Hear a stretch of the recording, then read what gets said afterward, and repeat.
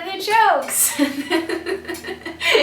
Okay, this is a very important lesson though. I like that I looked right into the camera. I was like, where are the jokes? Hey Josh! No, but seriously, where are the jokes? Okay, so this is what happened to me. My graduating piece when I was at National Theatre School where I took playwriting, I had the good fortune of Judith Thompson, who's one of Canada's premier playwrights, being my dramaturg. And she worked with Urjo Karita, who was an amazing artistic director of the Tarragon Theatre, who worked with my father a lot, who is no longer with us, but is why Canadian theatre is where it is today in terms of playwrights. He's just a very important person. And after seeing my graduating piece, which was about the Holocaust and cancer and rape, which are my 3 favorite topics, Judith looked at me and said, where are the jokes?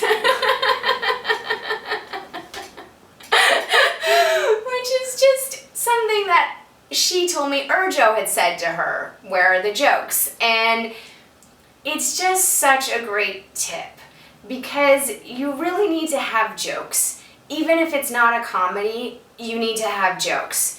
Especially if it's not a comedy, you need to have jokes. It's too much for us. We're already too sad. Just put in jokes, have moments of levity, and we appreciate, I mean, think about it, in thrillers, there's moments where the tension is released because Bruce Willis makes a joke in Die Hard, and we're like, yay, you know? It gives us a sense of trust. It enables us to trust the storyteller more if there's humor involved. And it does connect to a more technical aspect of storytelling, which is you want to make sure that it's not getting too sad, too many scenes that end on a sad note, and then, or too many scenes that end on a happy note. You want to be balancing out the tone. So if things are getting like, you know how you have that friend who complains a lot and then you're like, and now it's going to lighten up, and then it doesn't, like then they keep complaining and you're like, oh, but we already finished complaining. Why are we still complaining? That has to do with pace. That has to do with, no, now it's time to move on. We got that out of our systems. Now let's move on to the happier part of this story.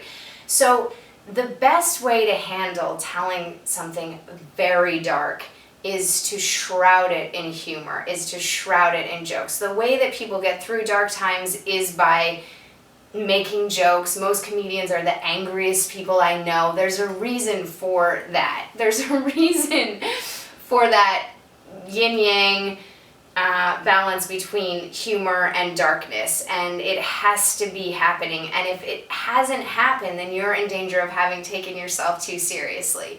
And you don't want to be the writer that takes themselves too seriously. You want to be the writer that goes, I know this is really dark, and in the middle of this darkness, I'm willing to make a joke.